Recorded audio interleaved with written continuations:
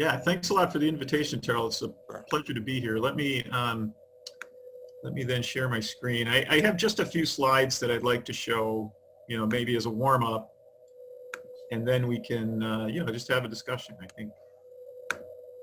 So I guess this should be visible at this point. Yep. Okay, so perfect. Yeah, so thanks again. It's really, pleasure to be here.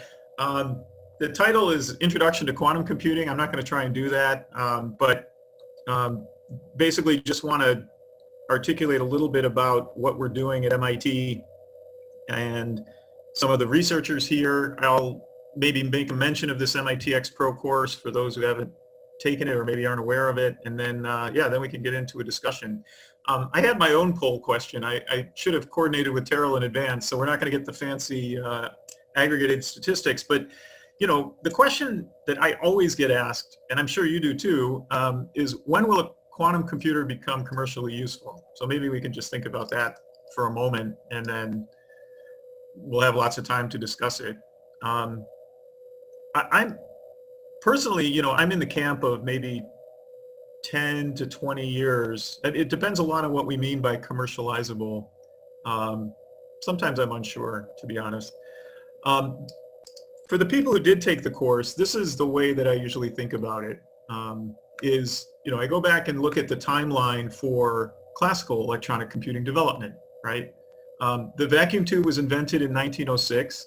It was used for radio transceivers for decades, but it was a full 40 years before we had a computer called ENIAC based on these vacuum tubes. And let me turn on my pointer here. That might be a good thing to do. Yeah. And then it was 1947, when the transistor was invented at Bell Labs. About 10 years later, we had a fully transistor-based computer called TIXO. This was developed at MIT Lincoln Laboratory and MIT. It was fully transistor-based, but didn't look anything like what we have today. It was, soldered transistors, their components, and it used what's called a magnetic core memory. Now, around that time, the integrated circuit was first demonstrated at Texas Instruments. It wasn't until the 70s that we had even the simplest, processors, what we would think of today as a computer processor. And this shown here is the Intel 4004 with 2,000 transistors. 25 years later, we were in the millions of transistors with the Pentium Pro. Go another 20 years to get to where we are today, basically, which is multi-core processors with billions of transistors and graphical processing units, with multiple cores. Okay, so comparing that with quantum computing is still in its infancy, right? Richard Feynman, Yuri Manin in the early 80s, late 70s, early 80s suggested if you want to simulate quantum, you need to use quantum to do it. There was a big gap here of 15 years while theorists thought about how we could actually use a quantum computer. What does it mean? And then we saw a number of important results, like Shor's algorithm, the first concepts for error correcting codes, quantum annealing and adiabatic quantum computing, Grover's algorithm. Early 2000s, we had demonstrations of Shor's algorithm where we factored 15, it equals 3 times 5. And then a good 15 years later to where we are now, which is that we've got few qubit processors, and even last fall with Google's demonstration of quantum advantage on a 53 qubit quantum computer. So what this tells me is a few things. One is that, okay, quantum computing is real. It's transitioning from laboratory curiosity to technical reality. That's happening right now. But we know that advancing from discovery to a useful machine, it takes time, it takes engineering. Things are going to change over time. The classical electronic computing timeline was well over 100 years, right? And we're still in the first 30 or 40 for quantum computing. So there's a lot to come. The other thing that I take away as a, from a business perspective is that you should be in the game if you want to play. Now, being in the game can mean many things, and we'll talk about some of that, but it may not be surprising that many of the leading classical computing companies, whether they're software or hardware, have been in this field for a long, long time. And that has provided them an advantage which they've been able to leverage. So what are some algorithms in speed up, and what does it have to do with MIT? Well, I'm not going to read this whole slide, but what I've listed on the left here are a number of algorithm categories. They're classical time, and you'll notice that the n is generally, not always, but generally in the exponents, so it's exponentially hard or takes exponentially long time. N is the problem size. Then the quantum time, n is no longer in the exponents, so that's an exponential improvement. And then limitation means what are people researching today to make it better. And what I find truly inspiring is that if you look at all of these application areas, they were either invented by or significantly contributed to by a number of MIT faculty that are shown here on the bottom. And so MIT has really done a lot of work in this area to develop both the algorithms as well as the quantum error correcting codes. And it's really my privilege to be able to work with these folks. Now, so why don't we have full-scale quantum computers today? Well, it comes down to two time scales. One is coherence time and the other is gate time. So take them one at a time. So coherence time is the lifetime of the qubit. If at time t equals 0, I can put my computer in a state, I know exactly what it is, a quantum state, but it interacts with its environment in ways that I don't know. There's just too many degrees of freedom. And so what happens is, as a function of time, over time, this state begins to blur or decay, and eventually it's lost. So the state is lost to me. Now the qubits are still there, they didn't disappear, but the quantum state that the quantum computer is in after a certain amount of time just has become unpredictable or unknown to me. And that time scale for a single qubit is called the coherence time. Now, the second time scale is called the gate time or the operation time, which is, you can think of it as the time required or typical time required to perform a single qubit or a couple qubit operation. It's the gate time. And as you might imagine, the figure of merit then is how many gates can I perform within this lifetime of my quantum computer? And more gates within that lifetime is better. But it raises an interesting point, which is that people often focus on the coherence time, thinking that longer coherence time is always better. It is true that for a fixed gate time, longer coherence time is better, but it's not necessarily true that longer coherence time technologies are better because they may also have a much longer gate time. So to give a ridiculous example, neutrinos have basically an infinite coherence time. They never decay, practically speaking, but of course we can't control them, so their gate time is also infinite, and so it's a totally useless qubit, right? So it's one thing to say that, you know, atomic systems have time, you know, coherence times of days or whatever, but you have to also think about what their gate time is. That's the point here. So with that, we can talk about different qubit modalities and compare them against one another. And what I'm plotting here on the left axis is this figure of merit, the number of operations that I can do before I lose my coherence. And on this axis is the gate speed. And so, you know, faster is still better. Now, this is basically one-to-one in the gate fidelity. If you look at the number of operations before an error, if it's 100 operations and one error, then that's 99% fidelity. If it's one error in 1,000, that's 99.9% fidelity, and that's the idea. Now, this dashed line that just appeared, around 99%, this is, at least what we know today, is the lowest fidelity that we need to perform error correction.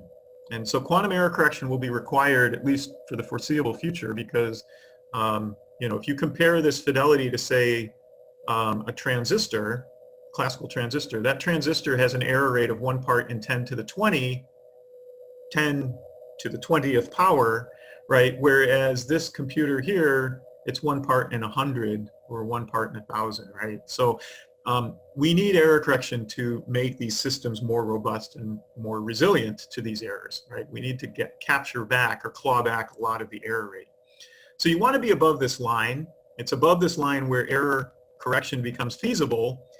If you're below this line, basically what happens is you can add more qubits together, but it's not going to make the situation any better. It'll make it worse. And because the individuals are faulty, too faulty, so adding more doesn't help.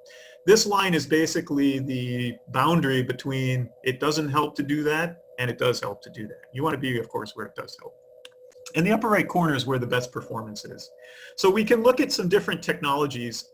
What I've listed here is phosphorus doped silicon, whether you're looking at the electron or the nuclear spin, a silicon MOS dot, and these technologies have solidly demonstrated 1 qubit gates. I should say they've started to demonstrate 2 qubit gates, so I don't want to give them any short shrift here. They're working hard on that. And the other technologies that have appeared here, they've demonstrated 1 and 2 qubit gates. And you might, be asking, okay, why is that important? That's important because with a 1 and a 2 qubit gate, with a handful of them, maybe 4 or 5, you can perform any quantum logic. It's what we would call universal. You can form universal gate sets. Now, it's not unique. You can pick a different set of 1 and 2 qubit gates and still have universality. But with this, you can perform any quantum logic. And it's just like with classical computers, with a handful of 1-bit and 2-bit gates, you can perform arbitrary Boolean logic. This is the analog with quantum. So some people at MIT and Lincoln Laboratory, MIT Lincoln Lab, are working on trapped ions. Here's a few of them here. Ike Chuang, who's also one of the faculty members in this online course. Rajiv and John Chavarini and Jeremy Sage at Lincoln. Of course, superconducting qubits is what I work on with colleagues Kevin O'Brien, Terry Orlando, and Jamie Kerman at Lincoln Lab, and many, many others that I'm not listing here. And if you were to ask me what our research is, basically trapped ions, they're trying to make their gates faster. They're also trying to make this 2 qubit gate have higher fidelity, but they want it to be faster. And superconducting qubits, wrong direction, we're basically fast enough, and we're trying to improve the fidelity of our single and 2 qubit gates. So that's where we are right now and the type of research that we're working on. And it's worth mentioning that, speed is important because you could imagine a future where, again, all else being equal, you have a superconducting quantum computer running at, say, 100 megahertz and an ion trap computer running at 100 kilohertz. Okay, now the important caveat is all else being equal, but that superconducting quantum computer would be 1,000 times faster, right? And so if you're solving a really hard problem and it takes you a day on a superconducting quantum computer, you might cheer and say, hey, that's fantastic, because it would have taken me 10,000 years on a classical computer. Now it only takes me a day. Well, for the trapped ion computer, which runs 1,000 times slower, great. It doesn't take 10,000 years, but it takes 1,000 days, right? And so the human time scale still matters, right? Speed is still important. Okay, so what are some other technologies? Neutral atoms, NV centers, and silicon quantum dots. Being researched by these folks here in my own group is starting silicon quantum dots, which is why I highlighted that one here. We're starting that right now. And some of these technologies are also used for quantum sensing and quantum communication. So they're presented here in the context of quantum processing, but basically all of these quantum technologies are based on qubits of some sort. So there's many candidates, and which one is going to win in the long term, I think we don't know. Just as we didn't know, the vacuum tube was the first element used in a classical computer, but we're not using vacuum tubes today. And so the fact that we're using, say, superconducting qubits or trapped ion qubits today doesn't mean that it's going to be that way forever. Now, there's certainly a lot of activity going on worldwide, investment. Here in the US, of course, is the National Quantum Initiative, which is currently underway, just started. But a number of activities worldwide. And I won't read all of these. I think you're maybe familiar with some or all of these. But what's really changed in the last 5 or so years is that a huge number of companies, right, have gotten involved, and they do that because they know that quantum is going to affect their bottom line. And so it's in this context that we formed at MIT a Center for Quantum Engineering, which is an initiative between Lincoln Lab and the MIT campus. And so that center, you can find the website here if you'd like to learn more. Basically, the mission is the academic pursuit and practice of quantum engineering to accelerate quantum technologies. And the first step is defining what quantum engineering is. What does it mean, right? It's not classical engineering, and it's not quantum science. It's combining those two together. We have to define the curriculum. We have to write the textbooks, understand the abstractions. We need to educate tomorrow's quantum engineers, and we're partnering with industry via a consortium model. Okay, and the overall goal, of course, is to advance quantum science and engineering. Okay, here's a partial list of the people who are involved from MIT and Lincoln Lab, the campus in Lincoln Lab. It's a huge number of people. What you'll notice here is that they come from across campus, all disciplines, School of Science, School of Engineering, all departments. And we have a number of engagements. And the first one is this MIT X Pro professional development course that many of you have taken and we talked about a second ago. It was underwritten by IBM to get it going. And there are two basically bundles of courses. Two of them are fundamentals of quantum computing and then two classes on the practical realities. They're 4 weeks long, about 10 hours per week or so, give or take, depending. And it's basically videos. You do it on your time, watch some videos, do some check your understanding questions. And it really targets people who are professionals in industry now and they want to pivot towards quantum. We also have a graduate fellowship program sponsored by the Laboratory for Physical Sciences. These are 3-year graduate fellowships. They're also supporting quantum curriculum development. And then we're also engaged with industry, and I'll talk about that in a moment. But through very generous donation from companies like Keysight, this one in particular is a donation from Keysight. We're developing a 64-qubit testbed at the MIT campus. And so this is part of our industrial group. So the industrial group, basically the value proposition is a familiar one. Companies who are members get to, access to faculty, talk with us about what we're doing, our research, advanced early access. But maybe more importantly than the faculty is you get to talk to students, right? And you can potentially recruit those students.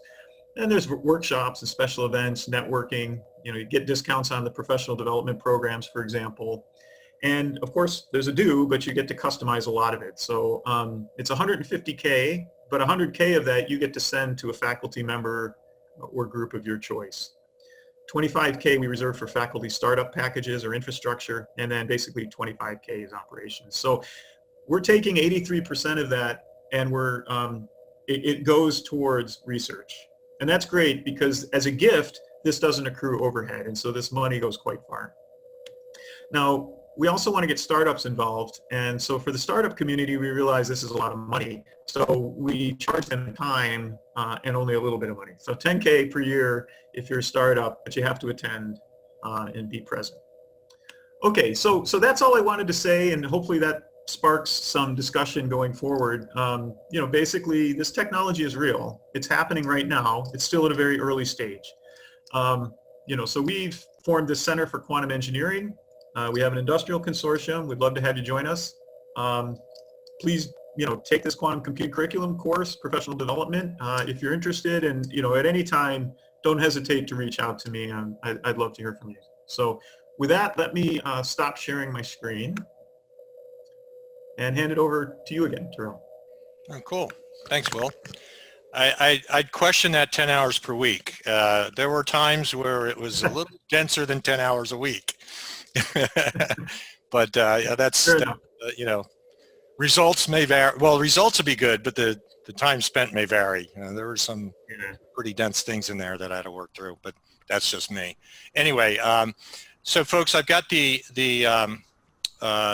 ability to unmute yourselves activated. So we're a small enough group. I don't think we'll step on each other verbally too much. So do feel free to just unmute yourself and pop out a question. Before we have a quick question when you have a minute. All right, hold on. So we got a few people, by the way, this is jointly done with the Quantum Computing Africa Meetup group, by the way. Great. So I know watching the YouTube feed to them, they seem to be biased towards using YouTube rather than Zoom, but so we'll shout out to those guys there from Zimbabwe. In fact, there's some online from them, so shout out to you from Zimbabwe. But I've got a question, and it comes from, I'll ask the dumb question first and get that out of the way, and then we'll just have the good, the powerful ones. But I come from the software world, and my turnaround on experiments and ideas and I can turn around an idea pretty quickly. Yeah. A thought, oh, maybe this will work, or maybe that'll work. What's that like in your space there, where electrical engineering, you're dealing with physical stuff? Is there a way to characterize the turnaround time from idea to like, oh, that doesn't work, type of thing? What's your feedback loop look like? Yeah, so I would say it's in my experience, it's a much longer time scale, and the reason is because every aspect from the hardware. In fact, let's go back even further. We have to fabricate our devices. We have to design them, fabricate them, do the material science, get them in a fridge, cool them down. That part's not hard. This object behind me is a dilution refrigerator from my lab. It's virtual, by the way, folks. Yeah, it's virtual, but I'm not in the lab, unfortunately.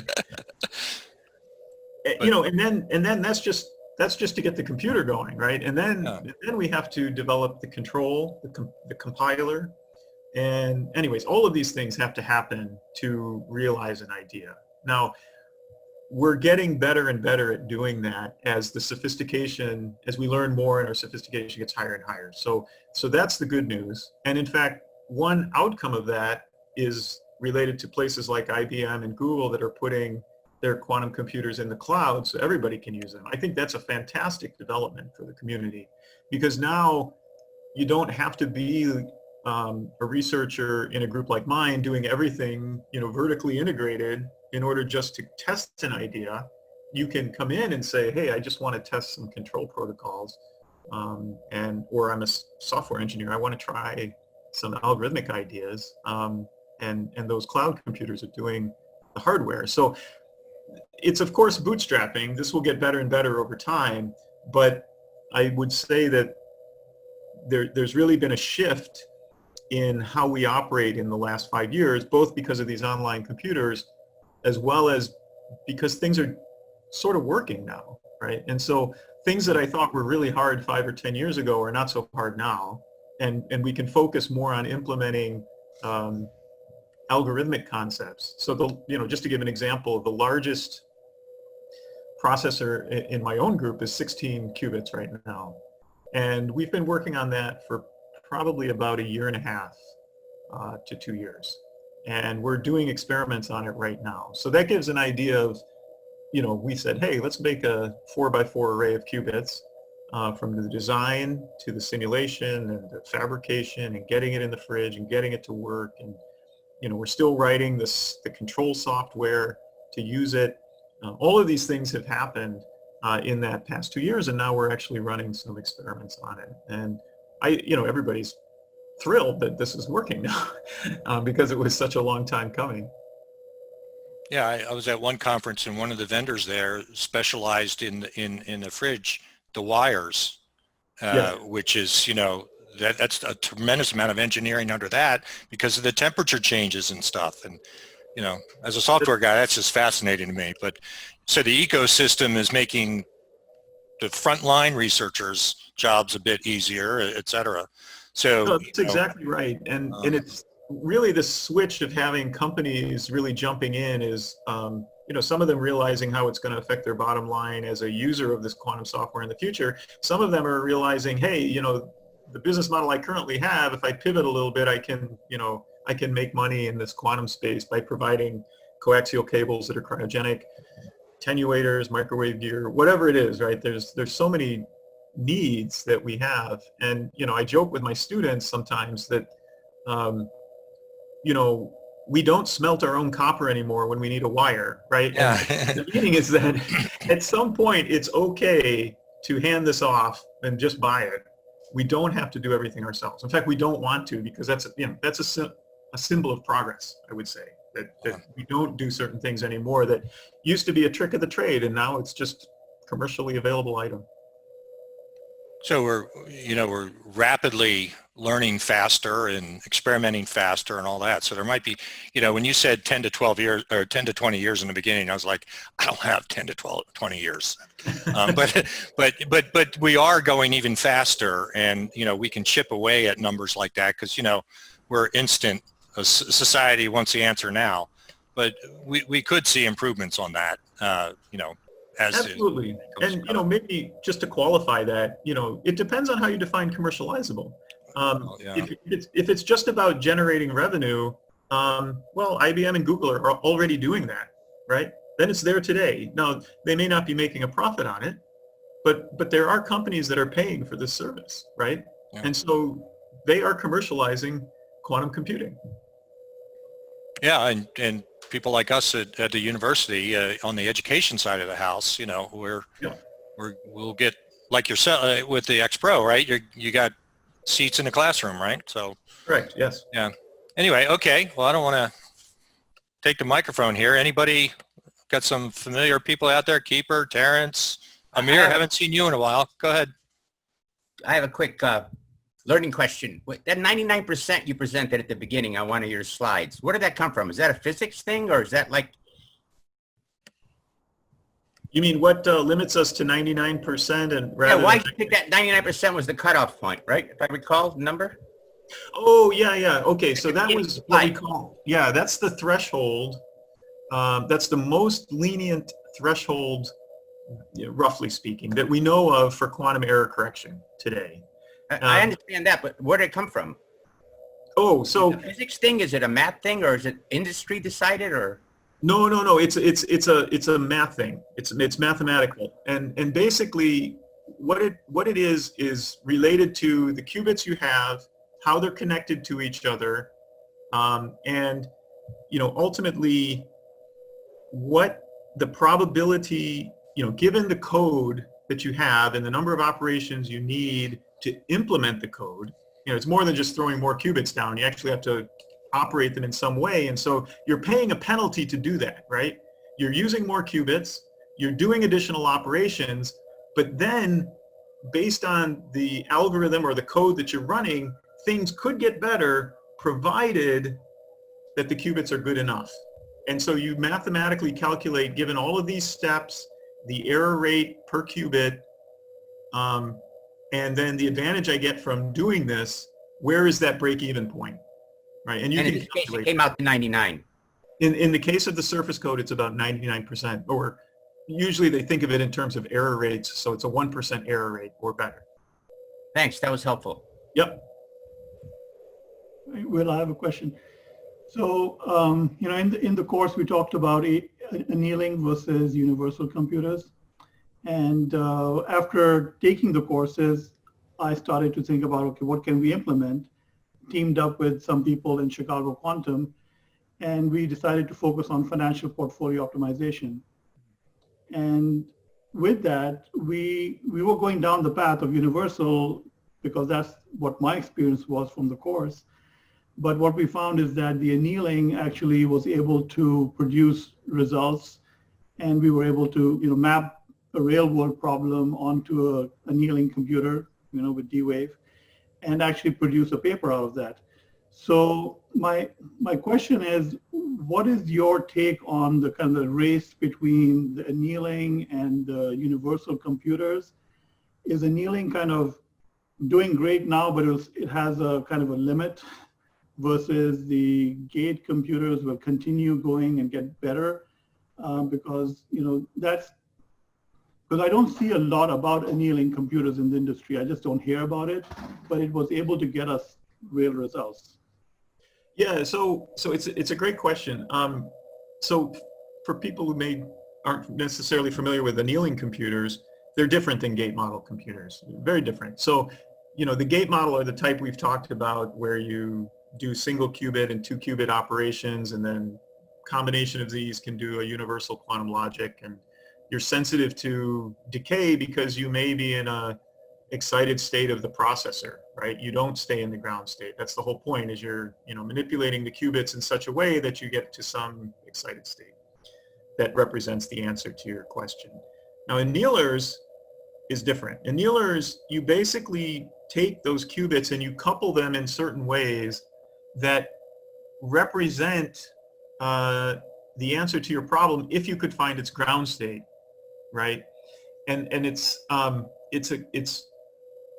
generally hard to do that. That's actually it's a known hard problem for certain types of couplings, certain lattice models, the ways you couple them together.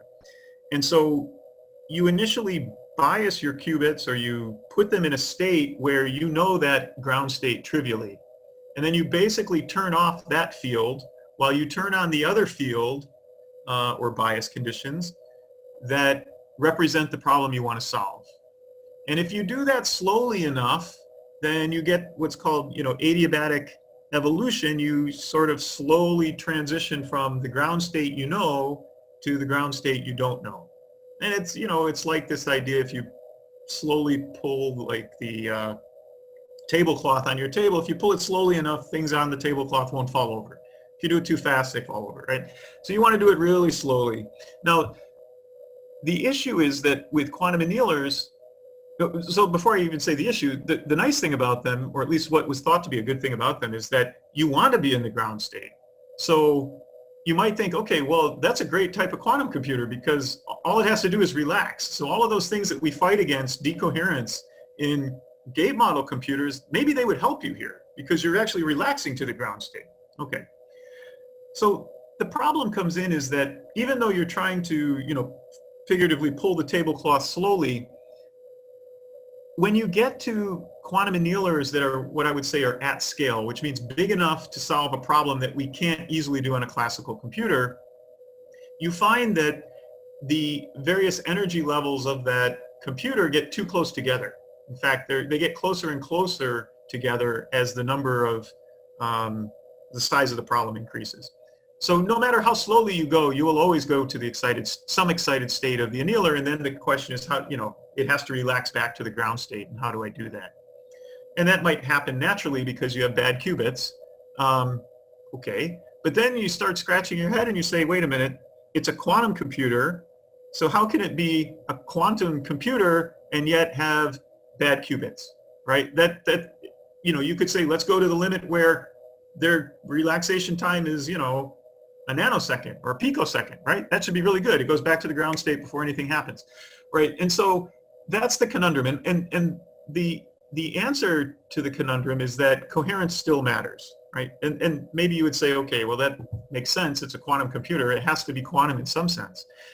So what's happening is that you basically can think of this evolution as what we would call a potential profile. But, think of yourself in the Rocky Mountains. You have lots of hills and valleys, and you're trying to find the lowest elevation valley. And you're quantum mechanical, which means you can tunnel through mountains, right? Okay, that's cool. But quantum mechanically, if you individually tunnel through mountains without regard to what the other qubits are doing, that's not as advantageous as if you're coherently tunneling all the qubits together, tunneling simultaneously. And that's in the jargon called co-tunneling. And so you could think of it as lots of spin-ups, all of them going to spin down simultaneously as opposed to doing it sequentially, right? That would be a lot faster than that. And so the issue with quantum annealers as we understand them today is that it's not clear yet if there's a quantum advantage. It hasn't been proven that there is, and it's probably related to this fact that this conundrum that I just described. That on the one hand, you want to relax quickly. On the other hand, you don't want to do that. You want to be coherent so you can take advantage of co-tunneling. And that's a conundrum. So we have a very large program at MIT and Lincoln Laboratory looking at quantum annealers and trying to ask the question, what happens if we make a quantum annealer but make it out of highly coherent qubits, like the kind that we use for the gate model? Okay, and I'll say the research is still in progress. We don't know. But it looks like if you use different types of couplings, in the jargon called non-stochastic couplings, that this may provide advantage over the usual coupling, for example, what D-Wave is using today. And of course, D-Wave knows this, so they're also trying to come up with different ways to couple their qubits together that are non-stochastic, and they're also trying to make their qubits live longer. Now, having said that, I have tremendous respect for D-Wave because what they have done is tremendous. Their engineering of the D-Wave 2000 is fantastic. They've integrated control electronics right there with the processor, and they can run problems like the ones you've run with them, right? That are, you know, I would say relatively large scale compared to where we are with gate model.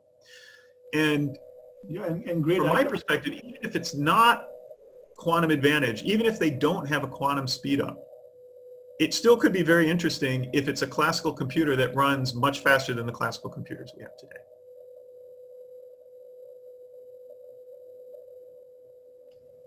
Yeah, that's good. Thanks. Certainly enough to chew on there. My goodness. Carol's been with me in this D-Wave class, so he understands what we're talking about. Easy for you to say. I understand until measured. Amir, did you want to get something in here? I saw you pop up on the screen. Anybody else, please? Yeah. Hey, Amir. Hey. Good to see you, man. Yeah.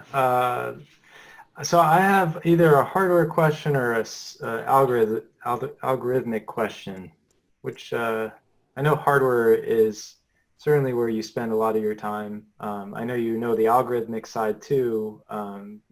Either question particularly? Well, try hardware, because you're right. I'm a bit more of a hardware guy than a software guy.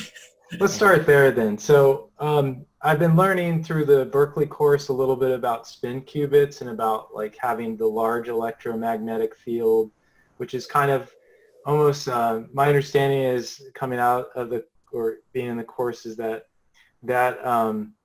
is always on in a way, and then it's really the AC field that is controlling the rotation around the Bloch sphere. Okay. In a sort of way. And what I'm trying to do is, because of the MIT coursework I've done, you know, most of that's been on either trapped ions or superconducting qubits. Yeah. And I'm wondering if there's a map between that concept when moving over to the cavity-based, you know, superconducting qubits, if I've hopefully phrased all that right. I think so. So let me make sure. So you're thinking about like a semiconductor spin in a magnetic field, a DC magnetic field, which causes a splitting of some size. And as you turn up the magnetic field, you get a larger splitting. And so you basically can choose what the 0-1 transition frequency is of your spin. And what I would say is that once you've defined that 0 and 1, you can then pulse it, you know, again with AC pulses to drive transitions between 0 and 1 and control the qubit. And what's nice about abstracting it to this two-level system model is once you say, in my technology, I can define for you a 0 and a 1 transition, now they're all the same. And you can think of it as a Bloch sphere. You know, there's a 0, there's a 1, I rotate it, it's a spin 1/2 system, and I can understand how to control it and run algorithms independent of, you know, whether it's a spin qubit or a superconducting qubit or a trapped ion qubit. They basically all behave the same. Now, the second part is, I think you asked about a cavity-based qubit, and I wanted to ask if you meant the type of superconducting qubit that's basically this 0-1 transition coupled to a cavity, or there's another type where you have a superconducting cavity and the number of photons or some photonic state within that cavity is the qubit. Is that the one that you were? No, I think the former, because isn't that the style that IBM uses in their? Yes. Yeah, okay. Yeah, that's right. So if you have a superconducting qubit, which is a two-level system, that's all you really need, you know, at an abstract level to make a quantum computer. But then you could say, all right, more practically speaking, how am I going to address it and how am I going to read it out, right? Mm-hmm. So you might say, well, I need to channel those microwave pulses down to my qubit, so I'm going to use a waveguide, a 50 ohm waveguide, to bring them down. And if you did that, then your qubit basically looks out at a very broadband, you know, broad frequency 50 ohm line, from ideally from DC to infinity, right? It's like at every frequency I see 50 ohms. And that's really bad for the qubit because the qubit can give up its energy very easily. And so by bringing that line in, you basically killed the qubit. So then people thought, okay, well, what if I could make a cavity? So the cavity has a very well-defined frequency. And if that's different than the frequency of my qubit, now I won't lose energy to the cavity, right? And so they said, well, just do that. So I'm going to have a cavity coupled to my qubit, and then that's going to connect to my microwave line. But from the qubit's perspective, I only see the resonance frequency of the cavity. And if that's not my transition frequency, then I can't exchange energy with it, and I'm safe. And those are the readout cavities you're talking about in the IBM chip? Yes, that's right. Yeah. And in fact, they can also use them to control the qubit. It's a bit non-intuitive in that sense because you're actually, for readout, you'll drive it at the cavity frequency to read it out, and that's different than the qubit frequency. And by what they call dispersive coupling, the qubit state just shifts the size of the cavity effectively, changes the resonance frequency, and that's how you do the readout. But you could just drive that cavity off resonance really hard at the qubit frequency. And most of the pulse gets reflected, but a little bit of it goes in, and that part hits the qubit and drives a transition. So you can even drive the qubit through the cavity, even though you're driving it far off resonance. Cool, thank you. Yeah, sure. I just want to say the obvious. I'm glad you engineers do what you do. Sometimes it works. That's one thing that's interesting about this field. The software folks and algorithms folks are heavily dependent on the engineers, and the engineers are really dependent on the software guys or gals to do some magic with your magic. And we're going in parallel, and we're kind of joined at the hip. You fail, we fail, we fail, you fail. Oh, for sure. And it's interesting. Yeah, it's what excites me about it now is that we finally have lifted our knuckles off the floor. We're not dragging them anymore. We can stand up and we say, okay, well, now what? Oh, I need to talk to the software guys so I know what to do with this thing. Yeah, no pressure, no pressure. Anybody else? Yes, I have a question here. I noticed that in one of the plots that you had, I think it was the photonic integrated circuit-based quantum computers was absent from that plot, the one that was showing the frequency of the gate, that plot.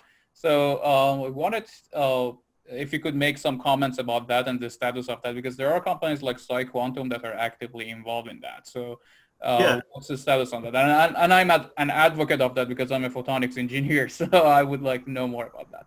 Yeah, sure. I think it's a very interesting area. And, the photonic qubits, what makes them very, very good is photons basically, they can last forever, right? Not forever, but their attenuation, per kilometer is very small generally, and particularly if you're in a superconducting system, but even if you're not, right? So, from the standpoint of a chip, basically you don't really lose photons. Now, and you can leverage semiconductor manufacturing to make very, that lithographic scalability exists for making beam splitters and things like that. Okay. Where it gets tricky is, by fiat, I'm just going to say that in order for this to work, you need a nonlinearity. And what I mean by that is, there's many forms of nonlinearity, right? Detection is a nonlinearity, right? Where you can measure a photon. But a lot of the elements we have in photonics are linear elements, like a beam splitter. It can go left, it can go right, And so working with just these types of linear elements, the photonic quantum computers generally are based on probabilistic gates, which means that they have to run the gate many, many times, or they send photons into beam splitters many times until they get the output that they want. Now, of course, quantum mechanically, they can't measure that output, so they actually have an extra photon or two which they're sending in that get reflected off, and when they see that detector photon, when that clicks a detector, they know that the gate worked. But it's not going to happen every trial, so they do it again and again and again, and okay, now I've got a gate. So it's stochastic. I'd say that's the main difference between these photonic approaches, is that it's stochastic, and it relies very, very heavily on having very high fidelity photodetectors, because it's the detector that tells you when things worked well, and then you can basically go to the next step. So that's going to be their challenge, is, you know, integrating this in a way where they can take advantage of high fidelity photodetectors. They're going to have to use, you know, nanolithography to make everything really small, because basically without a memory, without a photon memory, they're basically going to have to run in one direction, right, and stochastically operate this system. But it's possible, and I think PsiQuantum has some very good ideas. Okay, it's funny that you mentioned the high fidelity photodetectors. That's what I make. So Okay, cool. Yeah. So yeah, the one application that specifically we have for our photodetector is approaching the single photon photodetector that doesn't require cooling. So so that's where it has piqued my interest on the PIC-based quantum computers. I personally am an advocate of that, because you're right, like in the sense that it's very stochastic, but you can send many photons in a given period of time, so that you can like do enough measurements and collect enough data to be able to give with a certain level of certainty that this is the answer or that this is the result. So, but the nonlinearity that you mentioned, I think that's mainly on the sourcing part, because you need to get entangled photons in that, and that's a difficult process as well. That's also my understanding. So, you know, if your company or somebody could come up with a very high efficiency nonlinearity, say, that causes entanglement on demand, then that's a game changer. And right now, basically, the reason they need the stochasticity and the detectors is because they're using linear elements. So they have to, in some sense, they use the detector as the nonlinearity to pick out or post-select the one that they want. But if you could always generate it, you don't need that. But to do that always generation of entanglement, you need a nonlinearity. And so there's this sort of conservation law of, you know, I needed a nonlinearity somewhere to make this work. Yeah, and another actually advantage that I see there is the possibility of monolithic integration for quantum communication systems, because they are also based on, I mean, photonic transfer. So I see a value of having a photonic computer or quantum computer and photonic quantum communication link all working together seamlessly. Now, this is just a crude thought that I'm having in here, but I think it's, you know, that's a great idea. This is the direction where it could go, right? And being able to connect a quantum network to a quantum processor that's a holy grail, right? Among many holy grails. We do have a few, yes. Yeah. And we had a speaker a couple of weeks ago on space, you know, setting up QKD with satellites, and it's just a rabbit hole keeps getting deeper. There's more and more to it. Any other questions out there? Keeper, you're usually up with something. We got some university students in the crowd too. So fantastic. Hate to get into the business of calling on people. Do I? Hi, I'm here. There you are, Keeper. So my question is regarding commercialization. And you mentioned that, you know, that's kind of up in the air right now. And there's probably multiple paths to commercialization in terms of technology that can sit on our desktop versus how it's actually being used. And do you see quantum computing solving more problems first in terms of computing and predictability versus having a device that can sit on everyone's desktop? Yeah, I think, you know, the challenges, the many challenges that go along with quantum computing today, I think it almost has to be in the cloud, where people are accessing a quantum computer at IBM or at Google or at Intel or Microsoft or wherever it's Amazon, wherever it's located. Just because, you know, we can think of it as like the old mainframes, right? That used to be in classical computing. Before people had, you know, desktops or laptops at home, you know, there was one or two places that had a mainframe, and then I'd say in the 70s, 60s, and 70s, a lot of places had mainframes. So I think the next step would be maybe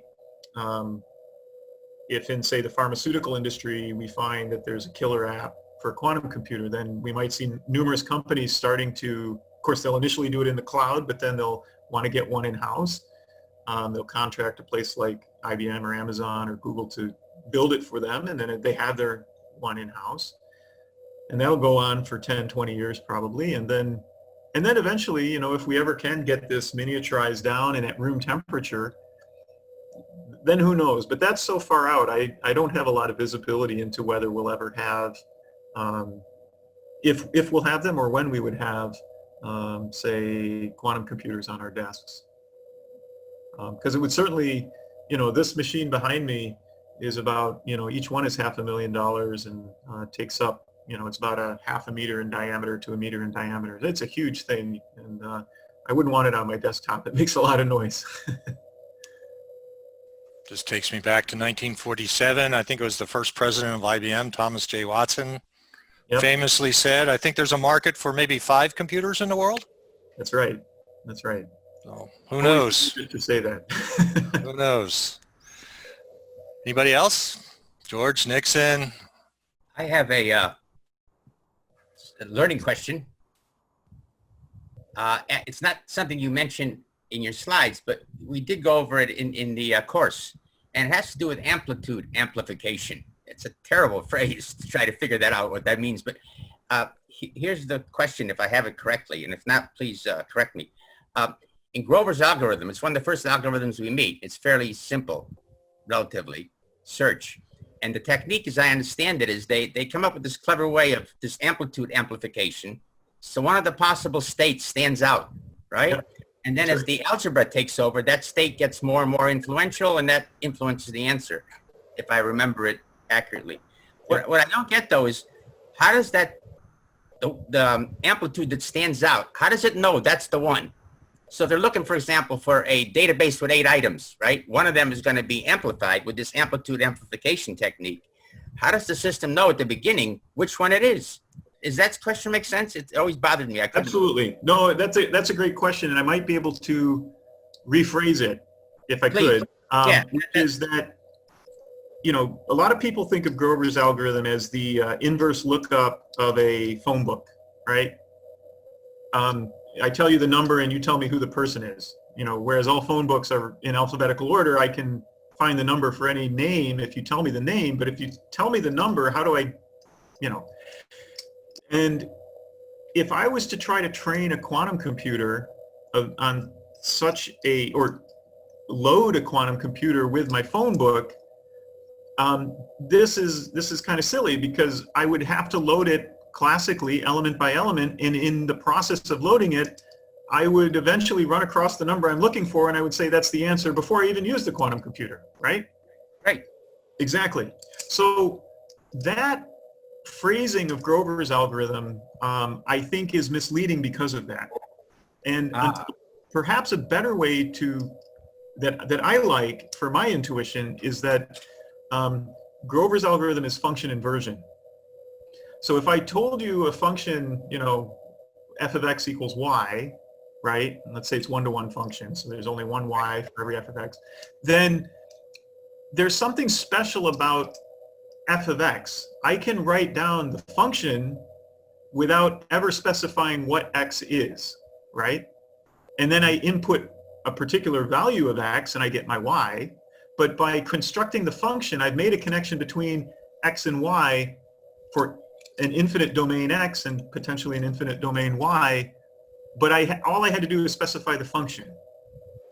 And so then the function inversion, one might imagine, is also similarly specified in a simple way, right? And so what quantum mechanics is doing for us is performing an inversion of that function. Does that make sense? So it's different than I have to load in one by one all pairs of x and y. I basically have to load in only the function itself, and quantum mechanics does the inversion for me. And that's my intuition for why Grover's gives a speed up. So it's operating on the function, as it were, as opposed to the data. Is that a naive way of perhaps putting it? That's right. You're basically inputting the function, and then providing an input and asking what the output is. And Grover is basically doing the inversion so that you can go back from Y to X. Whatever the Y is that you want, it'll go back to X. And just to end it, that function, the idea of working on a function is somewhat similar to what Deutsch did, no? Is that accurate? With yeah, well, yeah, that's right. So Deutsch had, he had a highly constrained version of this where, right, you basically get one of two outputs, right? But it is defined for a particular function. That's right.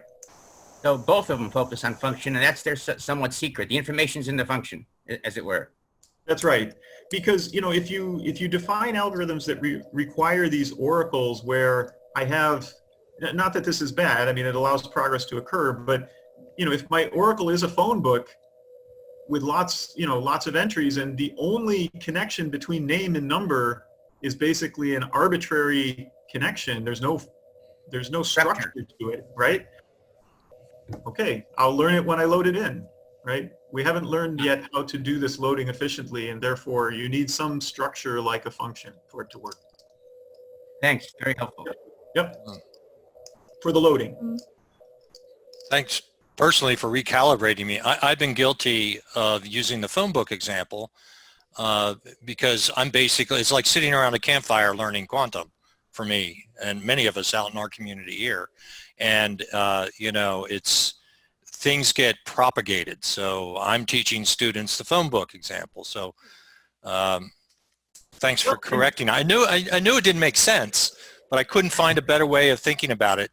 And you triggered some thoughts, and I've seen it, with the inverse function before, and I didn't, you really made it resonate in my mind to be correct about it.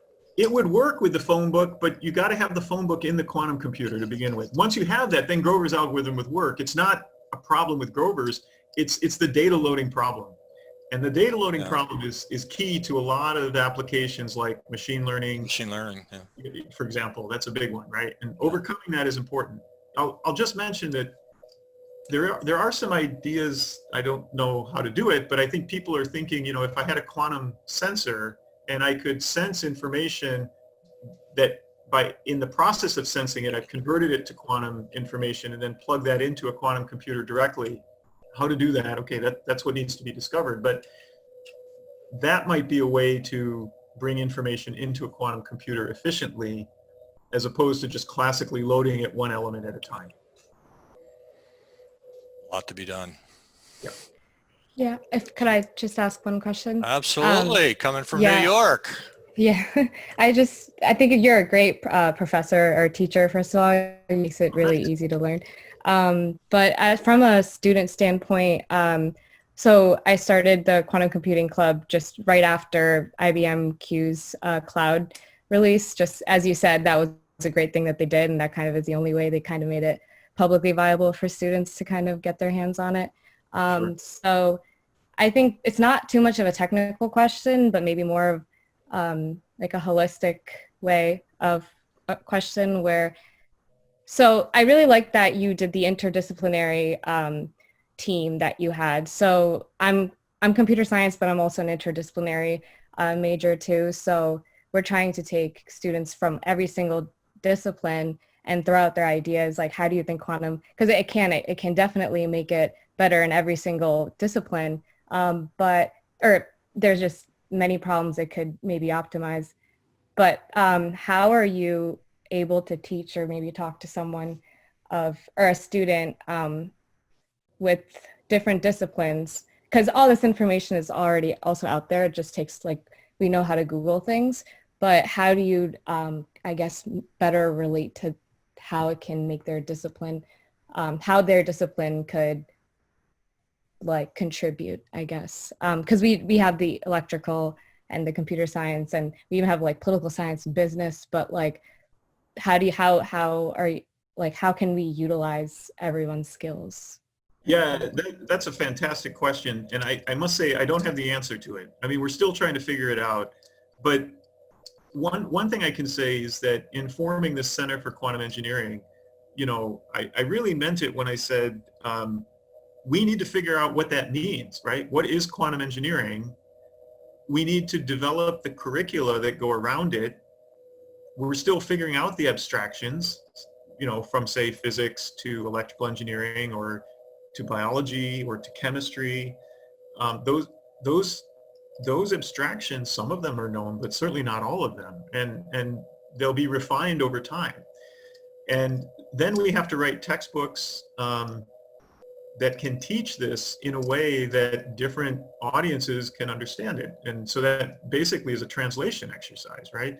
And I think if we can successfully abstract these concepts from physics, or to the extent that we can do that successfully, we will achieve, I think, the goal surrounding the question that you're answering, which is being able to teach and bring quantum computing to different fields, so that people who are very deep, say, in algorithm design, have something to contribute without having to go back and then study 4 years or 8 years of physics just to understand the system. And how many of us studied 4 or 8 years of computer architecture in order to learn and use a computer, right? You don't need to do that. And that's because those abstractions have so successfully been developed over the past decades. And that's basically what we need to do in quantum information, right? And so it's a great question. I don't know the answer to it, but I feel like I can see the roadmap that needs to happen. Okay, thank you. Yeah, sure. Thanks for the question. It's about the abstraction, stupid, right? Because I've been writing software for a long time, and I had one course in digital electronics, so I understood NAND gates and OR gates and things like that. But I didn't need to know voltage, and I still don't get voltage. Well, and people who define or design programming languages are constantly refining the abstractions, right? Yeah. And more advanced programming languages, every few years. It just seems like today we're just, it feels like we're obligated to talk about the physics. And, in many places that's very appropriate, but in other places I don't think we need to go there. And, it's just because that's how we have, developed the field. That's how we understand it. And I wasn't there in the 50s or 40s, but I'm guessing that at that time it was also described in these terms as people were trying to abstract what is, binary logic, what are error correcting codes, and what does programming mean? At what level do we program? Is it really, at the hardware level, or are we abstracting it back? And I'm sure at the very beginning, it was really about plugging in cables in different places and speaking much more in terms of the hardware, because that's physically what they had and that's how people understood it. Yeah, we used to take machine language. That was the language. Exactly. Period. Yep. Anyway, can we squeeze in one more question here, and keep it light, because some of these have been pretty deep, I must say. A lot of, that's a problem with some of these talks. I got 10 times more homework to do now to understand what someone said, but that's what it's all about. But, one question actually coming from our friends in Africa, actually. What kind of individual, when you look to hire people, and this is a broader question, but specifically, let's say in your lab, for example, what are the kind of people you're looking for who become successful, let's say as a researcher in a lab like yours? How would you characterize those types of folks?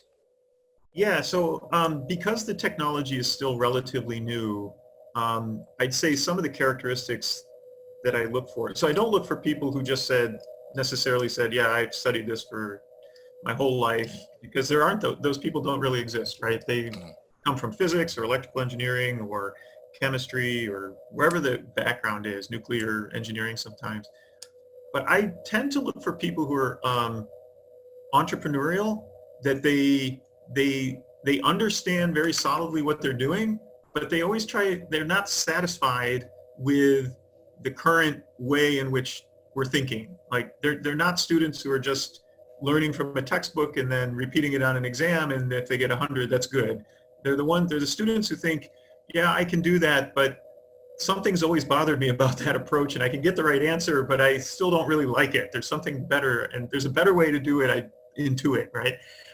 And for people, I grew up on let's say I grew up in a vineyard on a farm, and so I think people who have grown up in that spirit of working with your hands, building things, at least for the research that I do, I find those people are very adept at making things happen, both because they tend to be bold in the sense that they try things, but they also appreciate that you can't just do anything, right? That they have an appreciation of the value of that big piece of equipment behind me. So they're not afraid of it, but they definitely want to be careful and don't break it, right? So it's a delicate balance, right?